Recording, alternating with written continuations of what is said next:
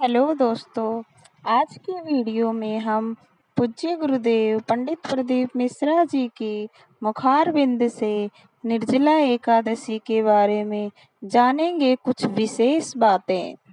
श्री शिवाय नमस्तु। ध्यान कितनी एकादशी है? स्कंद पुराण यहाँ तक कहती है कि इस कथा के चरित्र को जो श्रवण कर लेता है उसको 26 एकादशी करना भी नहीं पड़ती। इस एकादशी की केवल ये कथा सुनकर ही वो तर जाता है। बहुत ध्यान से सुनना इसको, कथा तो बड़े भाव से सुन लो इसको, है? बड़े प्रेम से। इसलिए सारी एकादशियों में निर्जला एकादशी की महत्वता शास्त्र प्रमाण करता है। महाराज, निर्जला एकादशी का उद्यापन जो करा जाता है, उसका उद्यापन और प्रदोष का जो उद्यापन करा जाता है, इन दोनों का क्रम लगभग एक जैसा ही। तो निर्जला पहुंची है और निर्जला ने जाकर भगवान नारायण से निवेदन करा। भगवान विष्णु ने पूछा, क्या बात है निर्जला, आज तुम खेलती हुई यहां पर आकर खड़ी हो गई? क्या हुआ, क्या है? क्या तुमको गौलोक धाम में आनंद की अनुभूति नहीं हो रही जो तुम वैकुंठ में आई? निर्जला घूमती घूमती भगवान के सम्मुख में पहुंच गई। भगवान ने पूछ रहे हैं, बार बार पूछ रहे, निर्जला हुआ क्या तुमको?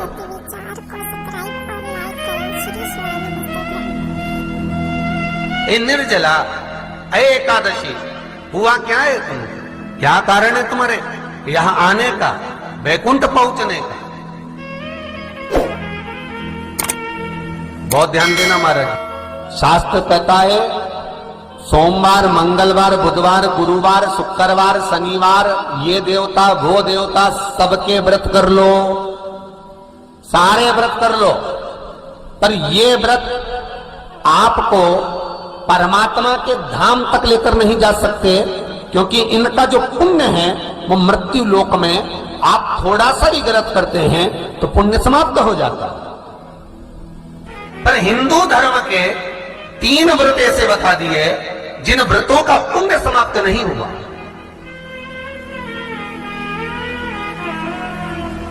हिंदू धर्म के 3 व्रत ऐसे हो गए जिनका पुण्य समाप्त नहीं हुआ महाराज। जिनका पुण्य प्रबलता में बढ़ता गया। पहले नंबर पर एकादशी, दूसरे नंबर पर प्रदोष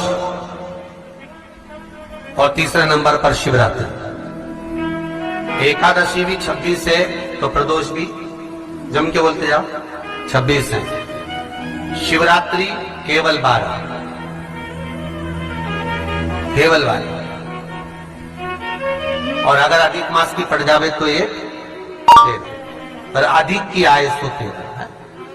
तो यहां शास्त्र कह रहा है कि 3 व्रत हमारे यहाँ जिनका पुण्य समाप्त नहीं हुआ, जिनका पुण्य प्रबल हुआ, बड़ा। इसलिए आज भी माता एकादशी का व्रत करती है। और एकादशी का व्रत कर कर अगर कोई जीवात्मा को देते हैं, कोई मर भी गया तो उसको एकादशी का दान देते हैं। एकादशी का उसको दान दिया है। महाराज निर्जला खड़ी है, पूछा क्यों आई, क्या कारण? निर्जला आई तब लक्ष्मी मैया उठकर निर्जला के करीब में गई। निर्जला बहुत सरल थी। निर्जला कहते हैं कामा एकादशी सबसे लंबी है। कौन सी एकादशी?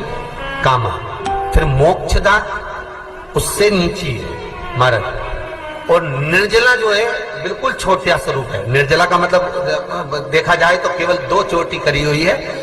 मस्तक पर भोर लगा हुआ है निर्जला के, माथे पर बिंदी लगी हुई है निर्जला के, सुंदर गले में तुलसी की मालाएं पहनी है निर्जला, हाथ में जो हाथ फूल जैसी माताएं पहले पहनती थी, आपको ध्यान में होगा, ऐसा बड़ा फूल होता था, अंगूठियां पड़ी होती थी, हाथ में ऐसा लगा रहता है। तो निर्जला हाथ फूल भी तुलसी के धारण कर, बड़ा सुंदर स्वरूप है माता निर्जला का महाराज। छोटी है तो माता लक्ष्मी उनके पास में गई और निर्जला से जाकर पूछा, निर्जला तेरे आने का कारण क्या है, तू बता। नारायण आपसे पूछ रहे हैं कि क्यों आई हो, किस लिए आई हो, क्या है तुम्हारे आने का कारण? निर्जला ने कहा, मेरी विनती केवल इतनी सी है मां कि मैं ये चाहती हूं कि मैं जीव के प्राण छूटने के बाद उसके प्राणों को जिस समय मैं लेकर जीवात्मा के प्राणों को परमात्मा तक भेजूं, वैकुंठ तक भेजूं, गौलोक धाम तक भेजूं, उस बीच में मुझे ले जाते समय कई नरक भी बीच में पड़ेंगे, कई स्थान ऐसे बैतरणी आदि के स्थान बीच में आएंगे, तो वो स्थान में मुझे रोका ना जाए,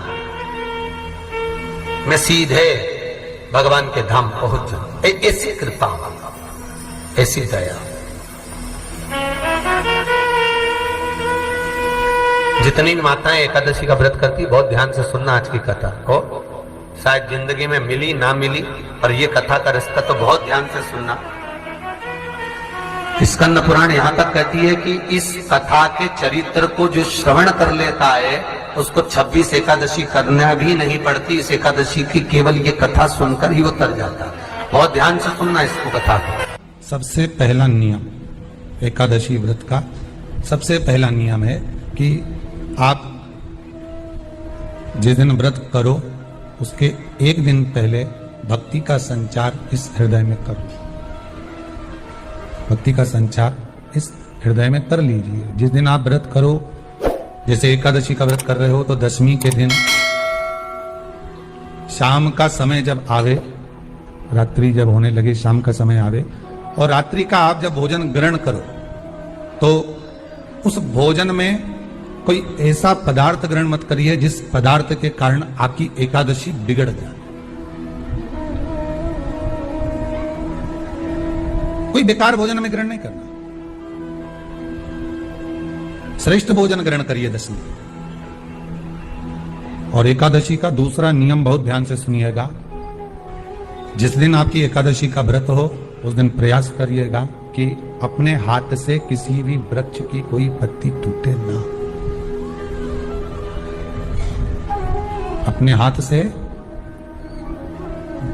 किसी भी वृक्ष की, पौधे की, किसी भी वृक्ष की पत्ती अपने हाथ से ना टूटे। बहुत ध्यान दीजिएगा महाराज। एकादशी का ये दूसरा नियम है कि अपने हाथ से किसी पौधे की, किसी वृक्ष की, किसी डाली की कोई पत्ती टूटे ना, कोई पत्ती ना टूटे, इसका प्रयास करिए।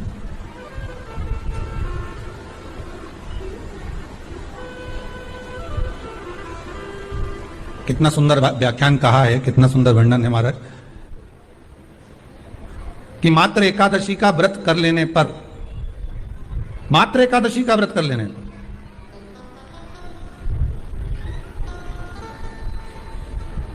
जो पूर्व में किया गया हमारा पाप कर्म है, हमने किसी जीव की हत्या करी है, हमने किसी को कष्ट प्रदान करा है, हमने किसी को अपशब्द कहा है, हमने किसी को ताने दिए, हमने किसी को आड़ा टेढ़ा कहा है, हमने किसी को गालियां दे दी है, मात्र एकादशी का व्रत ही कर लेने पर ये सारे जो दोष हैं वो समाप्त हो जाते, सारे दोष हमारे समाप्ति पर आ जाते।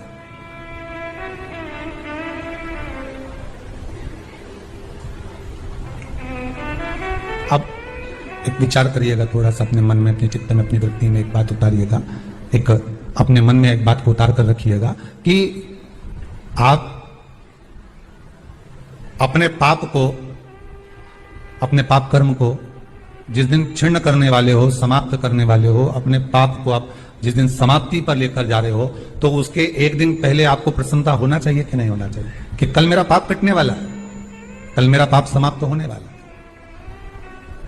जो मैंने पाप कर्म करा है वो समाप्त होगा, जो मैंने पाप कर्म करा है वो कल समाप्त हो जाएगा। तो एक दिन पहले आपके चेहरे पर प्रसन्नता होगी ना होगी?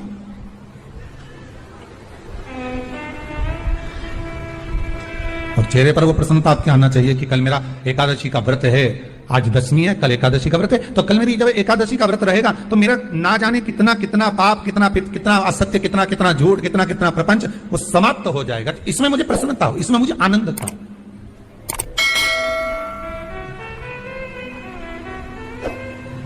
तो क्या कहा गया कि प्रयास करिएगा कि एकादशी के दिन कोई वृक्ष की, कोई डाली की, कोई कोपल की कोई पत्ती ना तोड़ी जाए। क्यों?